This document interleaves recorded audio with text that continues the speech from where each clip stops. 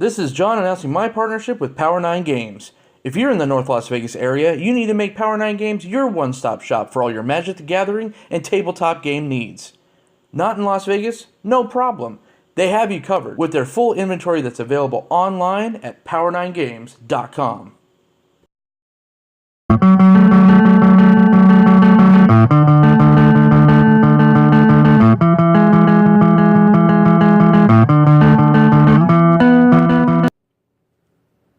Welcome to They Said We Said, guys. This is John, aka Or As I've Done, back with a Magic the Gathering deck tech. That's right, we still do those on this channel, and I'm sorry I've been gone for so long, but like I said in my rant video, that's rant video, not rap video, we had little issues in the mail. So some of the cards that I ordered were lost, but guess what? They showed up, so let's do the deck tech. So, as from the description, you could see this is what I'm calling Mardu fast tokens. I call them Mardu fast tokens not because it's particularly aggro or anything, but just because I'm trying an experiment with using a playset of each of the enemy fast lands. So since Kaladesh came out, we have access to all 10 fast lands. So what I've seen as far as Modern goes, it's a lot easier to build a enemy colored tricolored deck with the inclusion of these fast lands. So I wanted to see, this deck isn't quite budget, but it's not quite budget. It's around $320. So for Modern, especially for entry level, and it's a decent deck that you could definitely win an FNM with. It's not a bad deal. So let's get right into it. So like I said before, we're starting with the playset of each of the fast lands. So we got 4 Concealed Courtyard,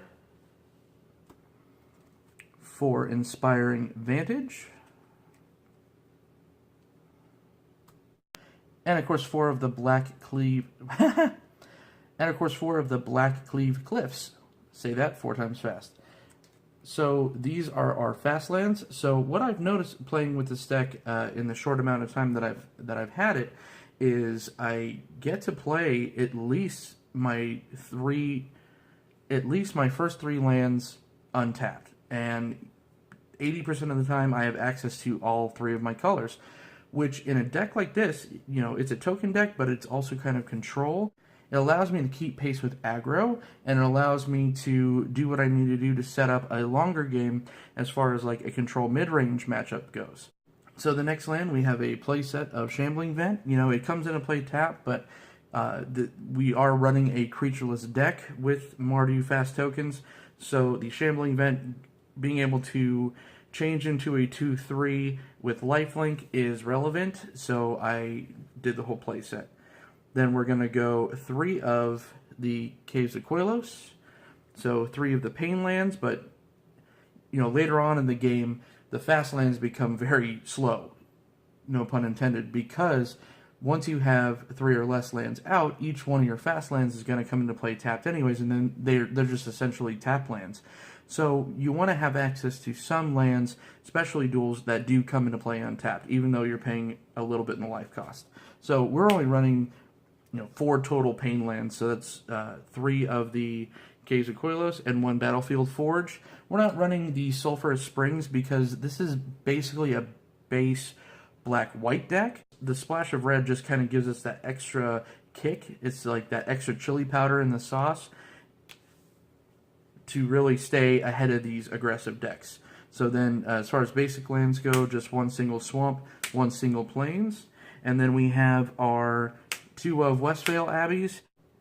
So these act as another win condition. Basically, you're going to be putting out a lot of tokens. Obviously, it's in the name, and then we could, if you want to go big instead of going wide, you could sack it to make the Ormondal token and just kind of smash in for the win.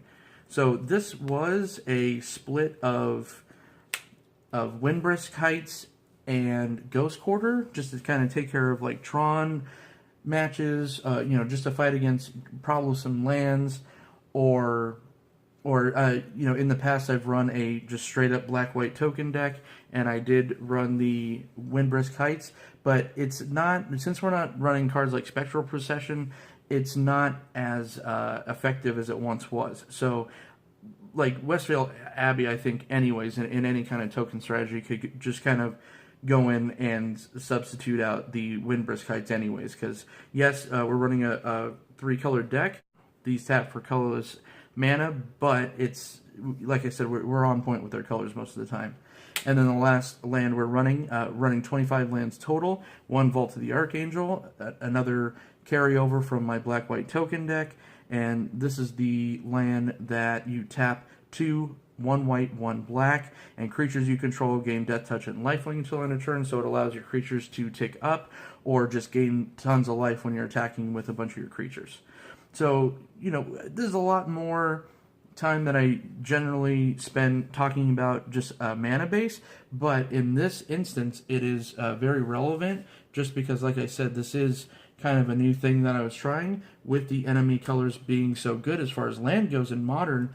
I wanted to test out the fast lands just to see if it gives us a budget option basically to take out fetch lands, and I think this has done a really good job so far. So I played it against a couple different kinds of decks, and it definitely has the ability to come back or to pull out front. So this is the land base, so now let's move on to the non-lands. So basically our deck, like I said, is creatureless. So what do we do with creatureless decks? We have a ton of removal. So I'm going to kind of break it down, our non-creature spells, group them together with basically what they do. So our first is going to be our hand destruction. So we are running a 3 of Inquisition of Kozilek just to get those early threats out of the hand, and a 2 of Thoughtseize. So I was running 4 and 3, and then I've just kind of gradually gone down on the hand destruction. But I mean, if you're running black in these colors, especially in Modern, you want to be running some kind of number of these 2 cards. So I like the 3-2 split so far. Okay, so next, this is one of the biggest reasons to run red in any deck is, in Modern, is a 4 of Lightning Bolt. Just gives us that extra reach, gives us that creature removal. It's great against Zoo. I don't have to talk to you about how great Lightning Bolt is. It's been around since the beginning of Magic. Then we're running a full playset of Path to Exile, of course. We have access to it, so everything so far is all 1-drop removal or hand destruction. And then the 1 of Slaughter Pact. Very good. We have plenty of black mana to pay the cost. Of course, remember, guys, remember your triggers. Don't lose to a Pact card. But Slaughter Pact is fantastic. So another reason to run red, we're doing the 2 of Terminate. That's simply 1 red, 1 black. Destroy target creature, can't be regenerated. And then so that's kind of our standard removal package. Now we're going to go into our tokens section of the deck tech. And so basically the best card of the deck, the reason to run this deck is a full playset of Secure the Waste. I started at 2, and then I've only, I went up to 3, and then I just decided to say, screw it, go to the full playset. This card is fantastic. Just running out as many tokens as you have mana for at instant speed. Especially a nice trick is we're running, Sorin, Solemn Visitor to tick him up, so all your creatures get +1/+0 until the beginning of your next turn. So if you go ahead and drop a Sorin, tick him up, and then they tack in with a bunch of creatures, and then you flash in 3-4 Secure the Waste tokens, they're already coming in with 2 power. So it's just absolutely fantastic. So then, we're running tokens, and what tokens deck is complete without a full playset of Lingering Souls? Again, I don't really need to go into why. Lingering Souls is a thing. It is one of the best cards ever printed. It's super broken. 2 and 1, you get the 2/2 flyers, and then 1 and 1 black, you get 2 more. It's just incredible. You can't run a tokens deck without Lingering Souls. I do miss Spectral Procession, but it was just way too greedy of a card to run with these colors. Especially because in these colors, another thing that's lacking is the card draw. We don't have any, essentially. We're just basically counting on our hand destruction and our heavy removal just to kind of keep pace until we have our big token army out. So then we're running a 2 of Kolaghan's Command. I guess you could consider these also removal. It's just the Swiss Army knife of standard. If you're running black and red, you're running Kolaghan's Command. For anyone that doesn't know, it is 1 black, 1 red for an instant. So you get to choose to return target creature card from your graveyard to your hand, target player discards a card, destroy target artifact, or call against command, deals 2 damage to target creature player. So it's a shock.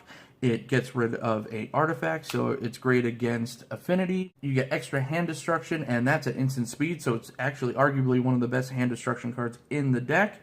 And then also, you know, the first mode is completely irrelevant in this deck, but that's fine. We always get one of the 3 options, but you know, we're not returning any creatures. So now we're running our only enchantment, and you guessed it, we're running tokens. So of course, a playset of Intangible Virtue.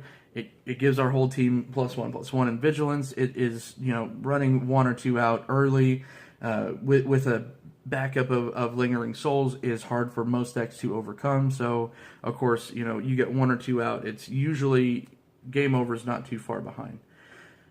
So then I am actually running a 2 of Gideon, Ally of Zendikar. He makes tokens as well, and then he's just also another finisher. He's a beater, he has high loyalty. You could make the argument to go up to 3, I just really don't know what you would take out. So for now, I'm just going to stick with the 2 of. Last card in the main deck is Sorin, Solemn Visitor, and this guy is just phenomenal in any kind of modern token strategy. You know, he is 2 and 1 white, 1 black for 4 loyalty planeswalker. His +1 pumps your whole team and gives your whole team lifelink, which is just absolutely incredible. Like I said, that pairs really nicely with instant speed secure the waste tokens, and of course pairs great with Lingering Soul flying tokens. So absolutely phenomenal. If you absolutely need to and you have to run him out naked, you could -2 him, put a 2/2 vampire flyer just to kind of protect him if you must, but generally we just want to bring him out and just plus, and then sometimes we'll do the -6, but usually we're putting him out there just to pump the team and give everyone lifelink.